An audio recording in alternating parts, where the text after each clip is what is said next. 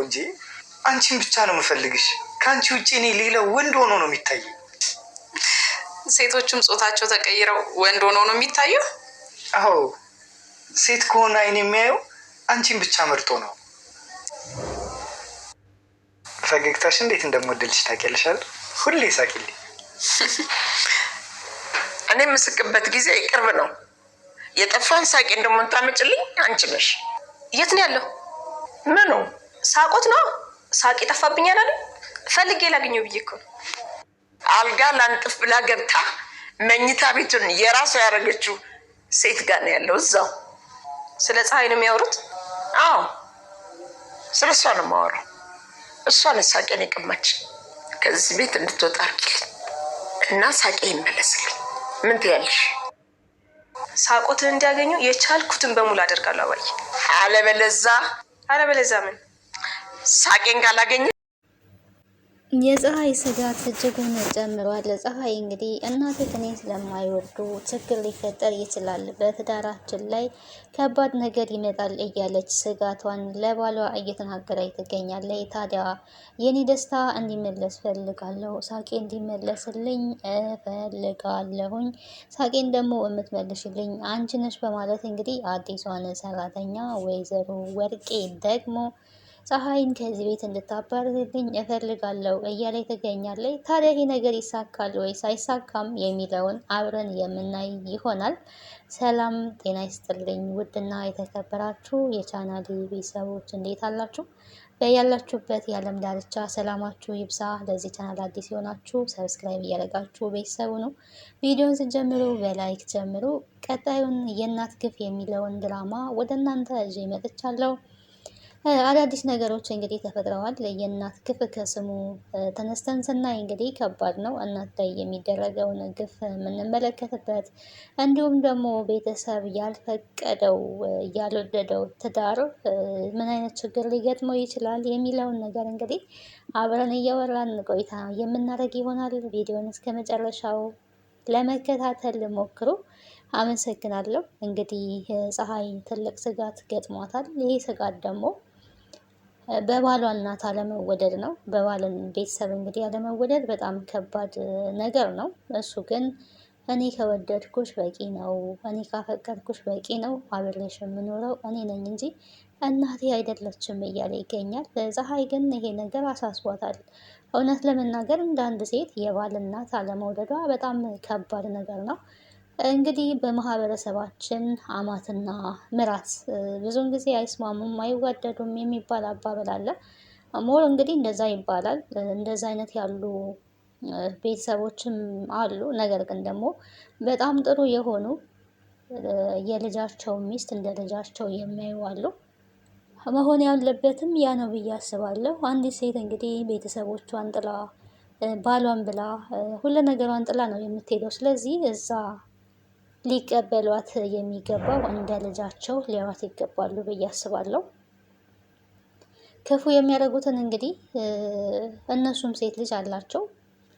ያቺ የእነሱ ሴት ልጅ ደግሞ ሌላ ወንድ ጋር ነው ሄዳ መቼም የምትኖረው እና ስለዚህ ልናመዛዘን የዘራነውን ስለምናጭድ መልካም ዘርን ልንዘራ ይገባል ብዬ አስባለሁ። እኔ ወርቄ እንግዲህ ደስታዬ እንዲመለስ ፈልጋለሁ፣ ከዚህ ቤት ፀሐይ እንድትባረር እፈልጋለሁ። ምክንያቱም አልጋ ነጥፋለሁ ብላ ገብታ ከልጄ ጋር አንሶላ መጋፈፍ ጀመረች እያለ ነው የምትገኘው። ስለዚህ ከልጇ ጋር እሷ አንሶላ መጋፈፏ አላስደሰታትም። ልጇ ነው ኦልሬዲ።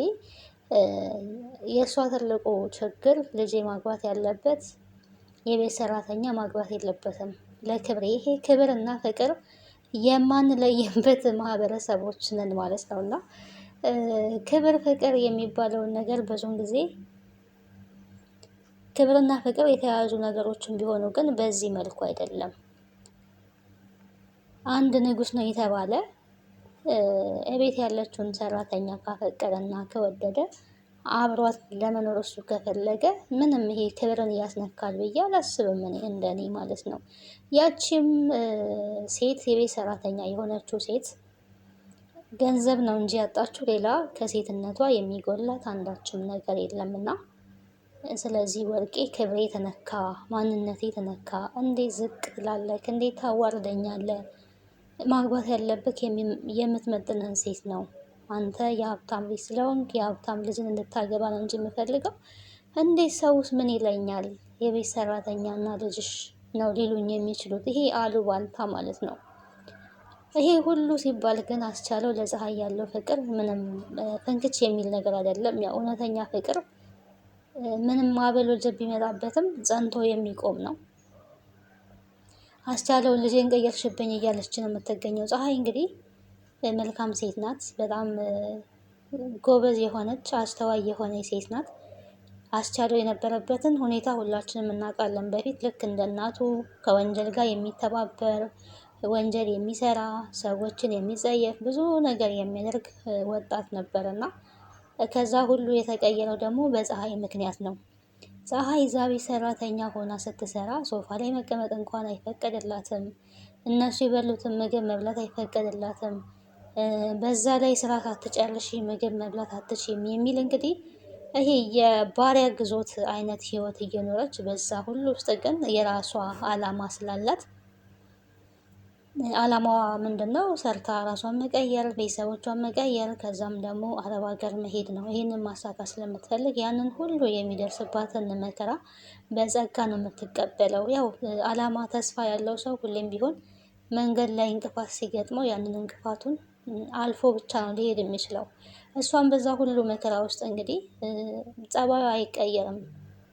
ስራዋን በአግባቡ ነው የምትሰራው። ምንም የምትቀየረው ነገር የለም። በሽታ ነገሮችን ታሸንፋለች ማለት ነው። ታዲያ ይሄ ስነ ምግባሯ አስቻለውን ከምንም በላይ ገዝቶታል ማለት ነው። እንደዚህ እናቴ እያሰቃየቻት የማትቀየር ሴት፣ መጥፎ ነገር የማትመልስ ሴት ምን አይነት ሴት ብትሆን ነው? መልካምነቷ ከምንም በላይ የበለጠ ነው በማለት እንግዲህ የእሷን ስነ ምግባር እያየ እሱም ወደ እሷ በቃ እግዚአብሔር የማይወደው ነገር ነው ይሄ እያለች እንድታስተምራቸዋለች እዛ ማለት ነው በስነ ምግባሯ። ምክንያቱም ሰውን ማንቋሸሽ፣ ሰውን መሳደብ፣ ሰው ላይ ተንኮል መስራት፣ ግፍ መስራት ፈጣሪ እኮ ከላይ ይመለከታል ብላ ስለምትናገርም አንዳንዴ አልፎ አልፎ ይሄንን በመመልከት እንግዲህ አስቻለው በእሷ ፍቅር ተማርኳል ማለት ነው። ልቧን እንግዲህ በእሷ ፍቅር ወድቆ ኦልሬዲ ተቀየረ ካለበት ማንነት ከእናቱ ጋር የሚሰራውን ወንጀል እናቱ እንግዲህ የአማቷን የልጇን ባል ለመግደል እንደዚሁም አማቷን ለመግደል ከዛ በኋላ ደግሞ የእነሱን ንብረት ለመውሰድ ሲያደርጉ የነበረው ጥረት ነበረ። በዛም ወንጀል ሰርተዋል። በዛ ሁሉ ወንጀል ውስጥ እንኳን ሲጨመላለቁ እሱ ግን እኔ ከዚህ በኋላ ወንጀል አልሰራም፣ ከእናንተ ወንጀል ጋርም አልተባበርም፣ ትቻለሁ፣ በቃ ተቀይሬያለሁ። በፊት የሰራሁት ራሱ በጣም ይጸጽተኛል። አሁን ላይ ግን ወንጀል መስራት ከተውኩኝ የምተኛው የሰላም እንቅልፍ ነው። ስለዚህ ከዚህ ወንጀል ብትወጡ ነው የሚሻለው። በሰላም ለመኖር ወንጀልን መተው ይገባችኋል ነበረ ሲላቸው የነበረው እነሱንም ማለት ነው። እናትና ልጅን እህቱንና እናቱን ማለት ነው። ልጄ ምን ነክቶክ ነው? እኔ ያሳደግኩክ እንደዚህ ነው ወይ? ጀግና ልጅ አሳድጌ ምንድን ነው የነካብኝ? አስቡት እንግዲህ አንዳንድ ሰዎች ጋራ ወንጀል አለመስራት ወንጀል ሲሰራ ቆይቶ ከዛ ወንጀል መውጣት የሚታየው እንዴት ነው?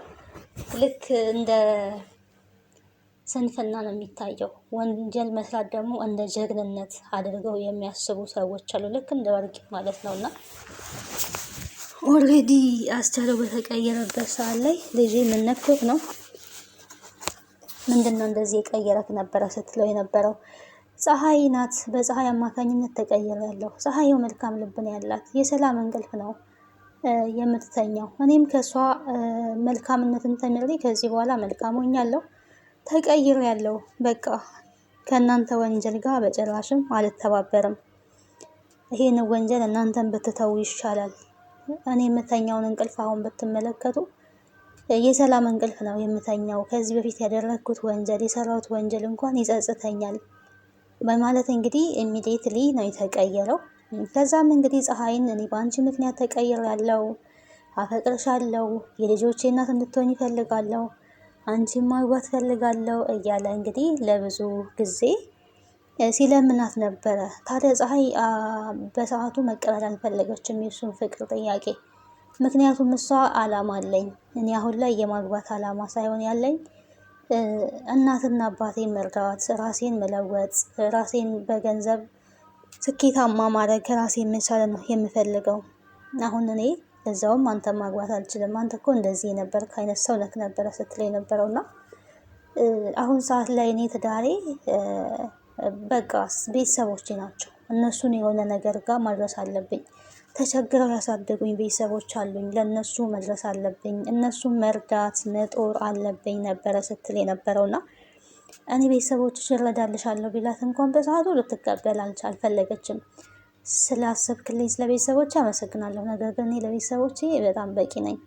በጥቅም ምክንያት እኔ ልታስር ፈልገህ ከሆነ የማይሳካ ነገር ነው ነበረ ስትለው የነበረው። ያው ለብዙ ጊዜ ለምኗታል። የሆነ እናቱ ደሞዟን እቃ ስትሰብር እንግዲህ ደሞዝ ይቆርጡባታል። ሙሉ ለሙሉ ነበር ለአንድ ብርጭቆ ስንት በጣም የወር ደሞዟን ሁላ ነበር ሲቀነስባት ሲቆረጥባት የነበረውና በዛን ሰዓት ታዲያ ለቤተሰቦቿ በየወሩ ገንዘብ የምትልክ ሴት ስታጣ ታለቅሳለች። በዛን ሰዓት ታዲያ አስቻለው ገንዘቡን በደግ አድርጎ ከራሱ ይሰጥና ለቤተሰቦቿ ይልክላታል። በዚህ ተቀራርበው እነሱ እንግዲህ በብዙ ፈተና ውስጥ ተቀይር ያለው በቃ እኔ አንቺን ነው ማግባት የምፈልገው፣ ስኬት ያልሽውንም እኔ ቤተሰቦችን እረዳልሻለሁ፣ ግን ደግሞ በቃ ግዴታ አረብ ሀገርም ሄጄ ራሴን እንችላለው እሰራለው የምትይ ከሆነ መሄድ ትችያለሽ፣ ግን ስትመለሺ አላማሽ ስትጨርሺ ስኬትሽ ስትጨርሺ ያኔም ቢሆን ህይወት ስለሚያስፈልግሽ ያኔ በቃ አስታውሽኝ፣ ያኔም ቢሆን እጠብቅሻለሁ ነበረ ሲላት የነበረውና በእሷ መልካምነት እንግዲህ ተቀይሯል። አሁን ላይ ግን እናትየዋ ያው ልትቀየር አልቻለችም። በወንጀል ላይ ወንጀልን ነው እየሰራች ያለችው። ታስራ በነበረችበት ሰዓት ላይ ለመርማሪ ፖሊሱ ጉቦ ከፍላለሁ 4 ሚሊዮን ልስጥና ከዚህ በታይ ነው ያለችው። መርማሪ ፖሊሱም እንግዲህ በገንዘብ ታሎ ለቋታል። አሁን ላይ ግን እሱም ገንዘቡን እያገኘ አይደለም። ጭራሽ ሌላ 6,000 እንድታደርግልኝ ይፈልጋለሁ ቢላትም እሷ ግን እዛኛው ጥቁር አዝሙድ ጋር ጥቁር አዝሙድ እንግዲህ ያለችው ሰውዬ መጀመሪያ ወንጀሉን ቪዲዮን የያዘባት ሰውዬ ነውና የግድያ ሙከራ ሲያደርጉ የተያዘባቸው ቪዲዮ ነው። ያው ታስታውሳላችሁ ከዚህ በፊት ዮዲ ስታደርገው የነበረውን ቪዲዮ ቀጥታ ያስቀመጠችው አለም ናትና ያ ያለው አጋቹ ሰውዬ ጋር ስለነበረ ያንንም እንድታጠፋልኝ ፈልጋለሁ። ከዛ በኋላ ነው የምሰጥ 6 ሚሊዮን ግን ላደርግልህ አልችልም። እኔ ከየት አመጣለሁ? ስታስበኝ ፈጣሪ ይመስላለሁ እንዴ አመዳም እያለች ነበረና ምን አሉ ስትባል እንግዲህ አይ የኔ ቆንጆ ነው ያልኩት እያለች እንግዲህ በዚህ ልክ ሙድ እያያዘች ወይዘሮ ወርቄ በጣም ታስገርመኛለች በነገራችን ላይ ማለት ነው። አመዳም እንግዲህ መለያ ቁጥሯ ነው። እሷም ያው ወንጀል ሰርታ ሰውን አመዳም ድሃ የምትልበት እዛ አይነት ህይወት ውስጥ ለመግባት የሆነ ሰዓት ላይ ደርሳ ነበረ። ግን ደግሞ በጉቦም በምንም ብላ ወታለይ። ጉቦውን ግን አልከፈለችም። ሳስበው ነው አሁንም መርማሪ ፖሊሱንም እያጃለለችው ነው የምትገኘው ማለት ነው። መርማሪ ፖሊሱ ተሸውዷል። በነገራችን ላይ አላወቃትም ወርቄን። መረጃው ሙሉ በሙሉ ካጠፋላት ከዛ በኋላ አንተ ራሱ እኮ ወንጀለኛ ነህ ነው የምትለው። አንተ ራሱ ወንጀለኛ ነህ፣ ማን ስለሆንክ ነው ገንዘብ እንዴት ትቀበላለህ? ጉቦ መቀበልስ ወንጀል አይደለም ወይ? እንግዲህ እንደዚህ አይነት ቃላቶችን ነው የምትናገረው መርማሪ ፖሊሱ። እሷ መልቀቅ የለበትም። ብሩን መስጠት የማይችሉ ከሆነ ግን መልሼ እስር ቤት አስገባዎታለሁ ስትባል እንኳን ያለችው ነገር ደህና ቦታ እንደሚወስድ ሰው እዛ ቁንጫና ትኋን ያለበት ጭራሽ እስር ቤት ትላለህ እንዴ? እኔ በጭራሽ እዛ መመለስ አልፈልግም ነበረ እያለች ያለችው።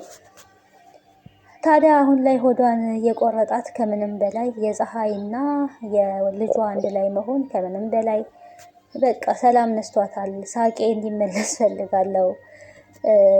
ምግብ እንኳን እንድትሰሪ አልፈልግም። ስራሽ ሊሆን የሚችለው ሁለቱን መለያየት ነው። ልጄን እንድታማልል ይገባል። ከዛ በኋላ ከፀሐይ ጋር እንዲጣሉ ማድረግ አለብሽ እያለች ትገኛለች። እንግዲህ በዚህ ልክ እቤት የመጣችውን አዲሷን ሰራተኛ ምግብሽ አይጣፍጥም። ስለዚህ ልጄን ግን እንድታማልይልኝ ይፈልጋለሁ። ከዛ በኋላ ከፀሐይ ጋር እንዲለያይ ይፈልጋለሁ። ከዛ በኋላ ነው የኔ ደስታ የሚመለሰው እያለኝ ትገኛለች።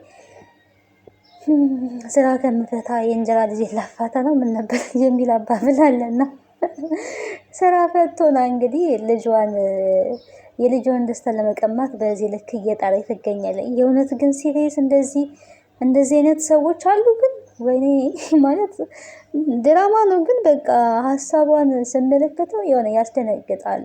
ለዛውም በዚህ በ21ኛው ክፍለ ዘመን ላይ ልጅ የወደደውን የፈለገውን በሚያገባበት ሰዓት ላይ